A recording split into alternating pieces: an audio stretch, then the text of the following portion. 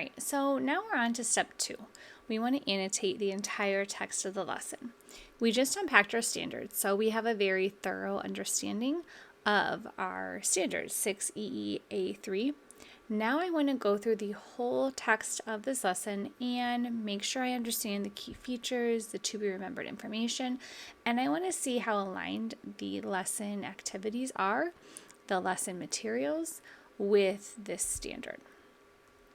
A couple things I'm going to pay attention to are those problem types, any different representations or models that are used, any strategies and any procedures that the curriculum uses. So I'm checking out my lesson 2.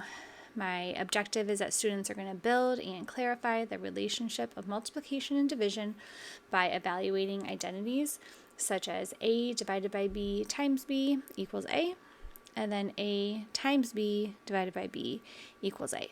So focusing in on the multiplication and division, that's what this lesson is about.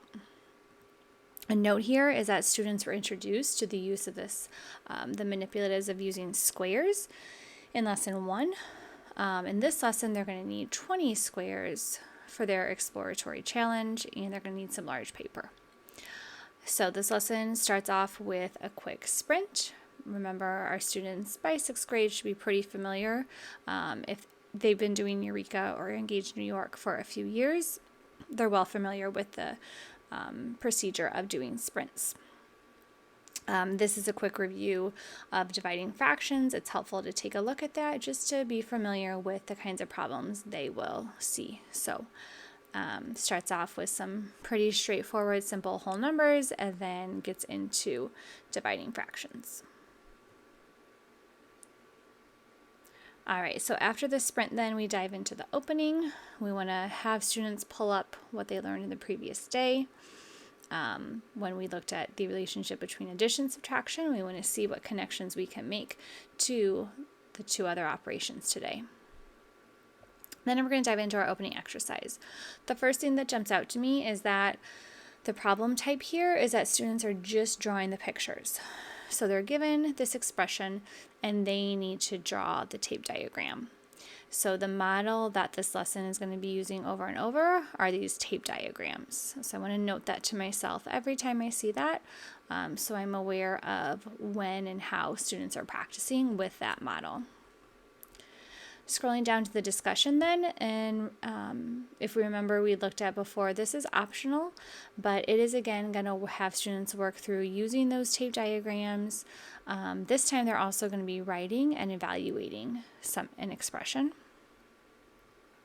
To the end of the discussion then, they're also going to put all that work into writing an actual equation, so coming up with these identities on their own. Then into the exploratory challenge, again, students are going to be writing equations. They need to draw tape diagrams using that important model that's carried throughout this lesson.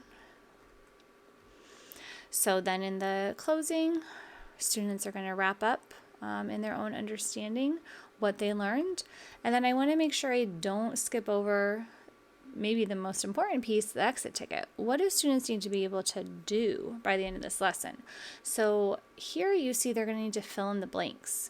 Well, so far in the pages of my lesson, I didn't see any problem types like that. So that really is something, maybe I'm going to star this. I want to make sure that my kids get some practice filling in the blanks before this exit ticket, because so far the lesson doesn't have any of that practice. And then I see number 2, they're going to draw some more tape diagrams. Okay, I feel pretty good about that because they've had so much practice with that throughout the lesson so far. I'm going to keep scrolling. Here are my solutions. I don't need to do that myself. It's already done for me. Oh yeah, then I have my problem set. So this is why you always want to make sure you scroll all the way through and look at all the pages in your lesson. Ordinarily, the problem set, maybe I assign it as homework. I see that right here, really good practice with those fill in the blanks. that my kiddos are going to have to do on the exit ticket. So I'm going to put some stars here. I'm going to make sure that I use this problem set in my lesson, maybe as some independent practice after that exploratory challenge to give my students exposure and at-bats with this problem type before they see it on the exit ticket. So then just continuing to scroll through, there's those sprints we saw earlier, answer key, round 2 of the sprints, and that's it.